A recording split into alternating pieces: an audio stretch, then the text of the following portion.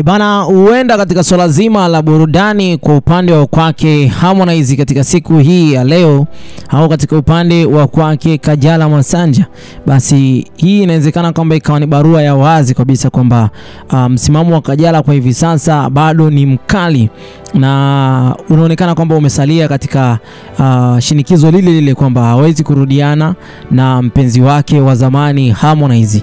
Hii inazidi kuthibitishwa baada ya Kajala kuonekana kwamba mpaka kwa muda huu hakuna hata chembe za ukaribu wa kwake yeye pamoja na Harmonize, kama kuanzia siku ya sherehe ya kwake pamoja na mjukuu wake Maira. Baada ya hapo hakuna kingine ambacho kimeweza kutokea, na picha zote ambazo zilikuwa zimepigwa zote ziliweza kufutwa katika kurasa za mitandao, nikiwa na maana kwamba picha zile hazipo tena katika kurasa za mitandao. Ninazidi kuona kwamba ukaribu wake pamoja na Harmonize unazidi kufifia. Hivi majuzi tu katika upande wa mtandao wa Instagram, ninamaanisha kwamba Mwijaku ni mmoja kati ya mtu ambaye aliweka wazi kumtaka Kajala kumrejea Harmonize au kumrejeshea furaha yake Harmonize ndani ya wiki moja, ila pia pamoja na hilo ambalo limeweza basi kutokea, bado Kajala amegoma vilivyo. Hii ni ukuta ambao amejaribu kutengeneza, na ukuta huu unaonekana kwamba hauwezi kuvunjwa tena, na Harmonize mpaka kwa muda huu amekuwa ni mtu ambaye ni kama vile anaumizwa na swala zima la mahusiano. Ni kama vile mtu ambaye yupo sawa mpaka kwa muda huu. Kujaribu kuangalia hata vile vitu ambavyo anaviandika katika kurasa za mitandao, ukweli ni kwamba mioyo yote ya hawa watu wawili mpaka kwa muda huu inawezekana kwamba mmoja bado hajakubali kurudiana na mwenzake, japo mwingine anatamani kurudiana naye. Ukijaribu kumwangalia Harmonize kwa namna ambavyo anabehave na namna ambavyo Kajala anabehave, basi utagundua kwamba Harmonize ndiye ambaye bado hajamaliza ujana. Kuna vile vitu ambavyo anafumuka leo anafanya hichi, anafumuka kesho anafanya hichi. Sasa zile shamra ambazo anakuwa nazo ndizo ambazo zinakuwa zinawaogopesha watu wengi sana. Ndizo ambazo zinawafanya watu wengi wanakuwa wanajiuliza maswali mengi endapo kama akirudiana, au Kajala kwa upande wake ndipo ambapo anajiuliza maswali mengi kwamba hivi endapo nikarudiana naye tena then akafanya ushenzi ule ambao alifanya katika siku ya mwanzo. Naweza ngasema kwamba taarifa hii bado inazidi kumuumiza. Ni mgomo ambao Kajala ameamua kuweka wa kimapenzi kati ya kwake pamoja na Harmonize, ambaye kwa sasa hivi bado anamtia pressure kubwa sana kutokana na mashabiki ambao kwa jinsi gani ambavyo wanatamani mahusiano yao ya rudiane kama ilivyokuwa hapo zamani. Na kushikilia msimamo wake Kajala imekuwa ni kama ishara mbaya sana, ambayo basi mpaka kwa muda huu tunapojaribu kuongea ni ishara ambayo inaweza ikawa kwa Harmonize inamuumiza kisaikolojia na inamfanya ashindwe kuendelea kufanya kazi zake kama alivyokuwa anafanya mara kwa mara. Mara nyingi amekuwa akiimba nyimbo za huzuni, amekuwa akiimba nyimbo za mapenzi. Sasa zote hizi zinatokana na situation ambazo anazipitia.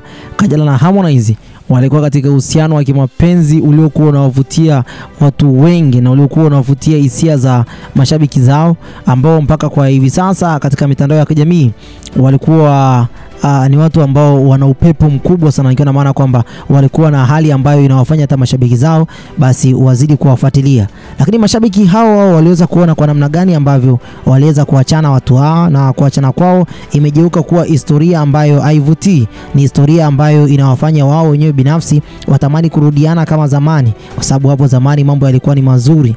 Mwijaku ambaye ni mwana socialist, naweza ngasema kwamba hivi socialite, lakini pia ni mtu maarufu katika mitandao ya kijamii, amejaribu kuingilia kati mambo haya ya mahusiano kati ya kwake Harmonize pamoja na Kajala kwa muda mwingi sana, mpaka wakafanya press na press zao zikavunjwa. Bana, mambo yalikuwa ni magumu mpaka kwa muda huu. Katika wiki iliyopita basi amejaribu tena pia kuchapisha chapisho lake ambalo nimekusomea hapo awali. Lakini jukumu la mashabiki mpaka kwa muda huu, mashabiki wengi wamekuwa kama vile wanampa pressure Harmonize, wakiwa wanahamasisha marudiano yao ya hawa wawili hawa. Hata hivyo, hili linazidi kuibua mjadala mkubwa na mpana kuhusu haki ya mtu binafsi kuamua kuhusu maisha yake ya kimapenzi. Kama Harmonize kwa kipindi cha nyuma alishajaribu pia kuwepo karibu na Malaika, na mwisho wa siku watu wakasema kwamba huyo mwanamke hafai kuwa girlfriend wako, na yeye akaja hadharani na kusema kwamba mimi ni binadamu na ninapaswa niamue nani ambaye ninapaswa kuwa naye na nani ambaye sipaswa kuwa naye.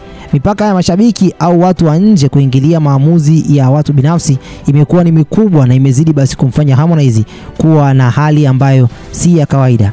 Hali kama hii huenda basi ikaongeza pressure isiyokuwa ya lazima, na kwa wahusika inaweza kuwa ni chanzo cha migogoro mipya endapo watarudiana si kwa hiari yao bali kwa shinikizo la nje, yani shinikizo la mashabiki. Kauli ya Mwijaku, juhudi au mipaka, ninaweza kusema kwa Mwijaku kusema kwamba mrudishie Harmonize furaha yake ndani ya wiki moja ni kauli ambayo inaweza kutazamwa kwa mitazamo tofauti, positive, na inaweza kuonekana kama vile jitihada za kusaidia marudiano ya watu hao wawili waliopendana kwa kipindi cha nyuma. Negative inaweza kuonekana kama vile kuingilia uhuru wa mtu binafsi, hasa mwanamke ambaye kwa hivi sasa yupo katika mahusiano yake mengine na hajulikani nani ambaye anadate naye. Kuamua iwapo arudiane au asirudiane, hilo ni jambo ambalo ni la kwake mwenyewe binafsi. Hili linaweza pia kuibua mjadala mkubwa sana kuhusu nafasi ya mwanamke kwenye mahusiano na jamii nzima zinazowazidi kuwashinikiza Harmonize pamoja na Kajala kuzidi kutaka kurudiana. Mazingira haya ambayo pengine yangeweza basi kuwa salama au pia yasingeweza kuwa salama, yanaweza pia yakaja kuwa ni lawama kwa mashabiki ambao wamehusika katika shinikizo hili ambalo lazidi kuendelea.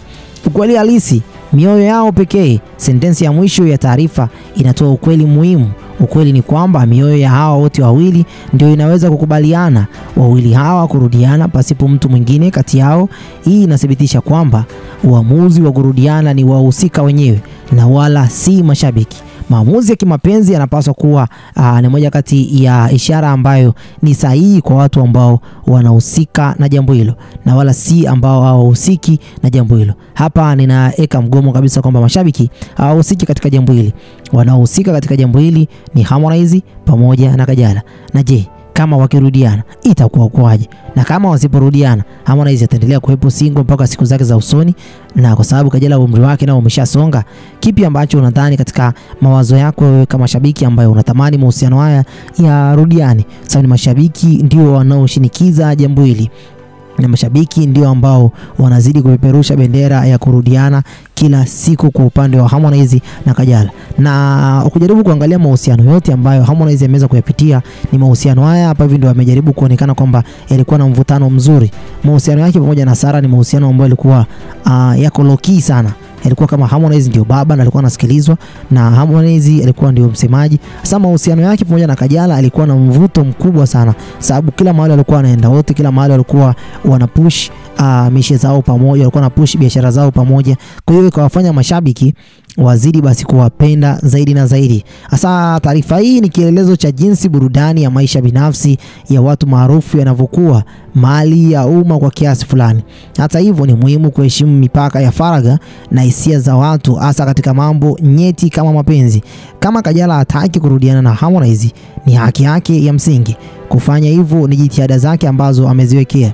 Jitihada za mashabiki au watu kama Mwijaku zinaweza pia kuchukuliwa kama juhudi za kurudisha furaha, lakini pia zinaweza pia kuonekana kama vile kuingilia uhuru wa mtu binafsi ambao mpaka kwa muda huu unaweza pia ukaja kuharibika katika siku za usoni na lawama zikarudi kwake. Sitakuwa na la ziada kwa muda huu. Haya ndio katika mtandao wa kijamii. Bye bye for now.